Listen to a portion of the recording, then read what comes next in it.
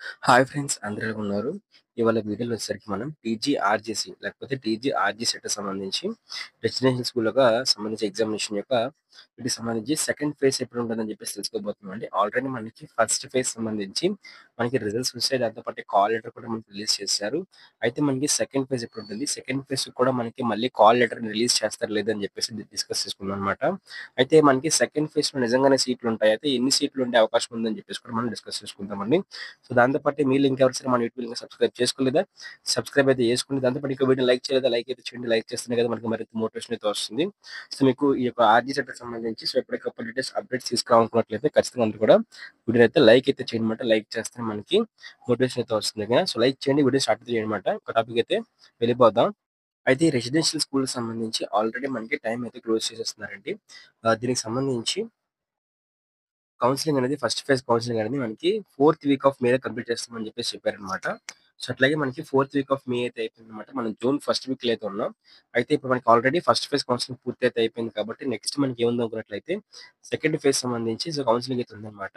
అయితే second phase సంబంధించి counselling రోజు ఒకసారి చూసుకున్నట్లయితే మళ్ళీ మనకి కాల్ లెటర్ రిలీజ్ చేస్తారనమాట.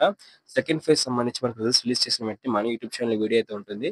అయితే మనకి సెకండ్ ఫేజ్ సంబంధించి కాల్ లెటర్స్ కూడా అయితే వస్తాయండి. సో, దానిలో కాల్ లెటర్స్ ఎవరికైతే వచ్చాయో సో వాళ్ళైతే వెళ్లి రిపోర్టింగ్ అయితే చేస్తారనమాట. అయితే సెకండ్ ఫేజ్‌లో మనకి సీట్స్ ఉంటాయని చూసుకున్నట్లయితే, సెకండ్ ఫేజ్‌లో కూడా మనకి సీట్స్ అయితే ఉంటాయండి. సో చాలా మంది డాక్యుమెంట్ వెరిఫికేషన్‌లో అయితే ఫెయిల్ అవుతారు. డాక్యుమెంట్ వెరిఫికేషన్‌కి రారు. దాంతో పాటు ఇతర స్కూల్స్‌లో కూడా జాయిన్ అయిపోతుంటారనమాట. సో ఎవరైతే దీనికి సంబంధించి మనకి ఐఐటీ, ఎన్‌ఐటీసీస్‌లో వస్తుందో సో వాళ్ళు కూడా వెళ్ళిపోతారనమాట. సో కొంతమంది కొన్ని రీజన్స్ వల్ల వచ్చినా సరే పాలిటెక్నిక్ కోర్సులు లాంటివి తీయడం వల్ల కూడా వాళ్ళైతే వెళ్ళిపోవడం జరుగుతుంది. సో మనకి సీట్స్ అనేవి అయితే పక్కా అయితే ఉంటాయండి.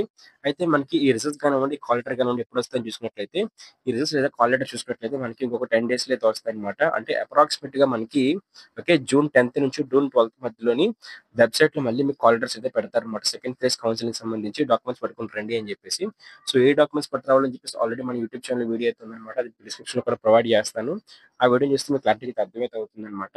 ఏ డాక్యుమెంట్స్ సెకండ్ ఫేజ్‌లో మీరు పట్టుకెళ్ళాలని చెప్పేసి. దాంతో పాటు ఈ సెకండ్ ఫేజ్ సంబంధించి రిజల్ట్స్ అనేవి మనకి జూన్ 10థ్ నుంచి 12థ్ మధ్యలో వస్తాయన్నాను కాబట్టి సో రిలీజ్ చేసిన వెంటనే మన యూట్యూబ్ ఛానెల్‌లో వీడియో అయితే ఉంటుంది. దాంతో పాటు మన టెలిగ్రామ్ ఛానెల్‌లో కూడా వీటికి సంబంధించి మనకి లింకులనేవి పోస్ట్ చేస్తానన్నమాట. కాల్ లెటర్స్ ఎవరైతే వచ్చాయో సో వాళ్ళ లింక్స్ కానివ్వండి అన్ని కూడా మన టెలిగ్రామ్ ఛానెల్ అయితే పోస్ట్ చేస్తాను. సో వెంటనే మీ టెలిగ్రామ్ ఛానెల్ ఇంకా వాట్సాప్ ఛానెల్ అయితే జాయిన్ అయితే అయిపోండి. దాంతో పాటు ఇంకా సబ్స్క్రైబ్ చేసుకోలేదా? సబ్స్క్రైబ్ అయితే చేసుకోండి. సబ్స్క్రైబ్ చేసుకుంటేనే మీకు ఇలాంటి ఫర్దర్ ఇన్ఫర్మేషన్ కూడా మీ వరకైతే వస్తుందన్నమాట. Thank you friends. బాయ్.